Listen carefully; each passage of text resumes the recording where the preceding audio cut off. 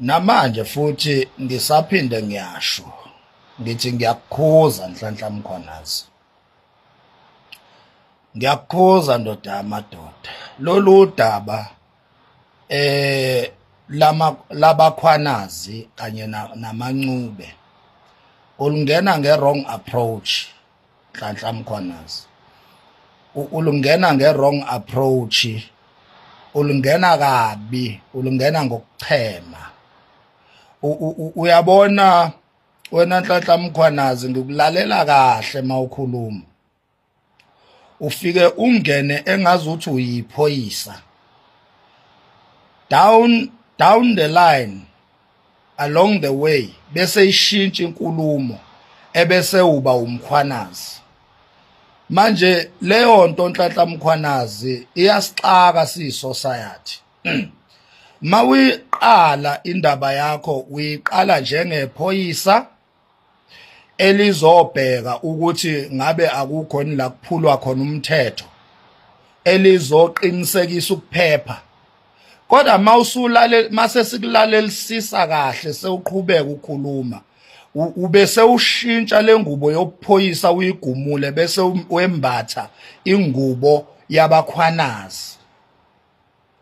Ulungena ngokuchema Nhlanhla Mkhwanazi, lolu daba ulungena kabi.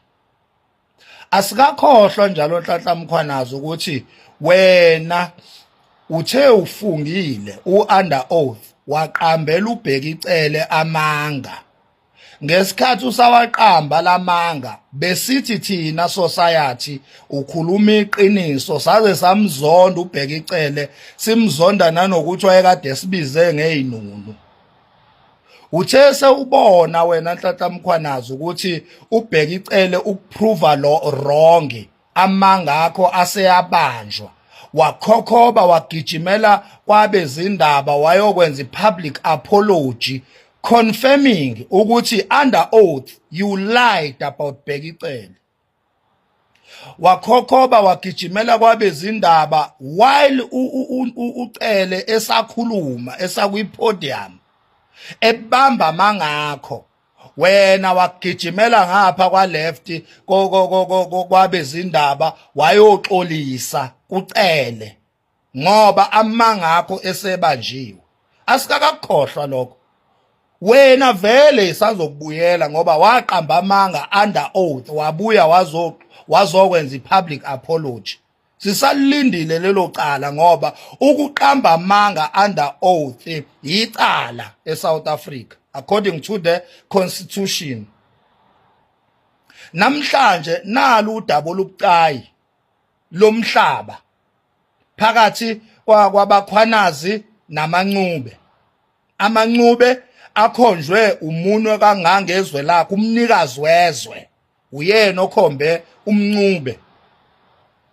Esikhundleni sokuthi wena Mkhwanazi uqhamuke uzoqondisa igwegwe, uzobheka ngapha ubheke ngapha, ulumbanise ubheke ukuthi obani abenza obani mhlambe engathi bayashayisa, uzama ukubuyela back eNdlunkulu ngoba uyasho ukuthi isilo sakufonela. Engabe wena uqoqa ubufakazi bokuthi yini eyenzakalayo phakathi kwalezi izwe zombili ebese uhambisa ireport kuyisilo, wena ungena uyachema lana uzothi inkosi umkhwanazi umhlaba wabakhwanazi. What about umunwe wesilo okhombe uncube?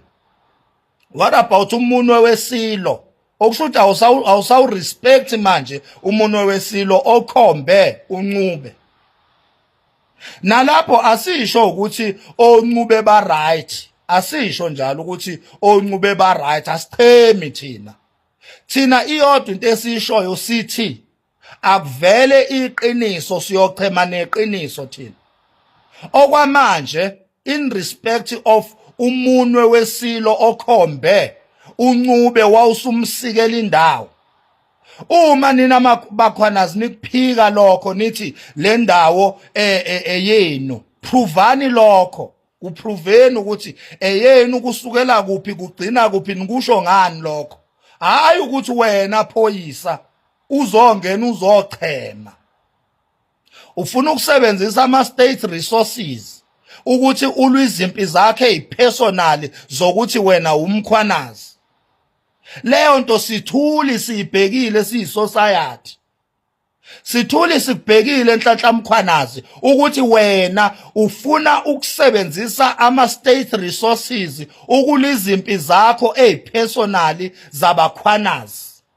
Ngoba phela ama-state resources akuwona okulwa izimpi zesibongo sakho.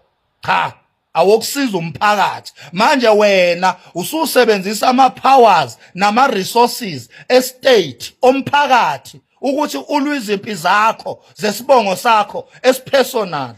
Leyo nto Nhlanhla Mkhwanazi ngiyakukhuza kuyo namanje anginandaba ukuthi abantu bathini. Nami uyithemba lami, nami ngiyakuhlonipha ngiyakuthanda, kodwa mawubheda ngizokutshela ngoba mina ngimeqinisweni, angimi mina kuma feelings. Mina ngilandela ama feelings weNhlanhla Mkhwanazi, ngilandela iqiniso mina.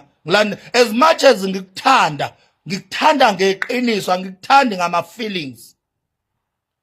Ngoba ngindoda mina. Angisona isiyoyoyo sesitabane. Angikuthandi nje ngama feelings, ngikuthanda ngeqiniso.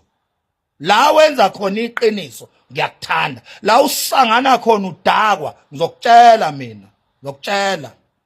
Bayawuyeka la ingcela mthondo lezi ikhotha mdidi lezi ezigcwele la ku social media zilozi zichema nawe noma sowubheda. Bayawuyeka mina ngeke nguyeke. Nhlanhla Mkhwanazi kulento yabakhwanazi namanxube uyabheda kade uyadakwa.